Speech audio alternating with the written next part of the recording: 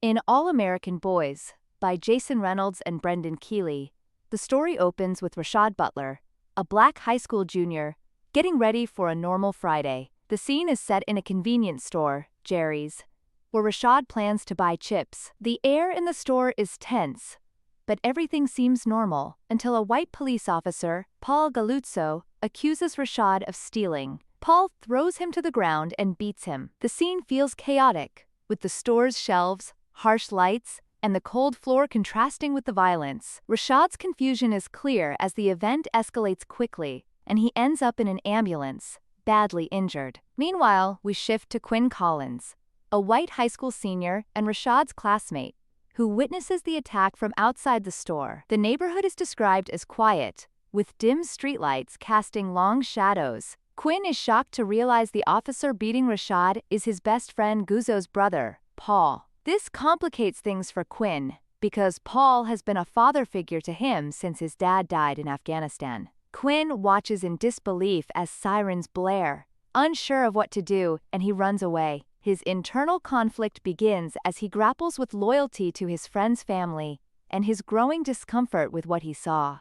Next, Rashad finds himself in a hospital room. The sterile environment, with its bright lights and machines beeping around him, contrasts with his sense of isolation and fear. His parents come to visit, and his brother Spoonie, who is furious about what happened, tries to get the incident on the news. The hospital feels like a cage, as Rashad is trapped not only by his injuries, but also by the weight of the situation. Spoonie pushes to make sure that Rashad's story is not forgotten, but Rashad just wants to heal and escape from the overwhelming attention. At the same time, Quinn struggles with his feelings back in his neighborhood. He attends a barbecue at Guzzo's house, where Paul, the officer who beat Rashad, is casually flipping burgers as if nothing happened. The backyard is lively, filled with the smell of grilling meat and the sounds of laughter, yet Quinn feels disconnected. He can't shake the image of Rashad being beaten. The cheerful scene clashes with the dark thoughts swirling in Quinn's mind, making him question everything he knows about Paul. Back at school, tension grows. Rashad is absent, and students begin to talk. The school hallways, usually filled with typical teenage chatter, now buzz with rumors and the weight of what happened. Quinn feels increasingly alienated as his peers, especially his black classmates, talk about the incident. He knows he cannot stay silent forever, and his conscience begins to weigh heavily on him. The school feels suffocating, with every conversation reminding him of the incident he witnessed.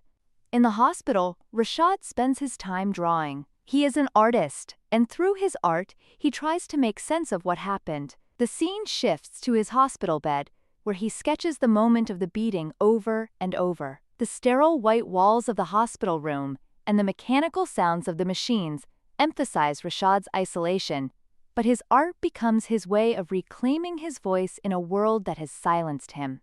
As the days pass, Quinn's guilt intensifies. He sees graffiti sprayed across the school's front sidewalk. Rashad is absent again today. The urban setting, with concrete walls and the sound of sneakers echoing in the halls, sets the stage for growing unrest. The graffiti becomes a rallying cry for the students, especially those who feel the impact of racial injustice firsthand. Quinn knows that he needs to make a choice: either stand up for what is right, or stay silent and protect his friendship with Guzzo and Paul. Rashad's story gains traction, and a protest is planned. The tension in the city rises, with scenes of students and residents gathering, preparing signs, and organizing for the march. The city streets, once ordinary, now seem charged with energy, as people come together to stand against police brutality. Quinn, now wearing a homemade shirt that says, "I'm marching, are you?" decides to join the protest. The weight of his decision feels heavy, but the crowded streets and the sounds of protesters chanting fill the air with a sense of purpose. The climax takes place during the protest march. The streets are packed with people marching from the convenience store, where Rashad was beaten, to the police station. The air is tense, with the crowd's footsteps echoing through the city, and police sirens can be heard in the distance. Rashad and Quinn, though they have never met, both march for justice. The protest ends in a powerful die-in, where everyone lies down on the ground, simulating the deaths of those killed by police violence. Rashad's father, initially skeptical, joins the protest, showing a shift in understanding.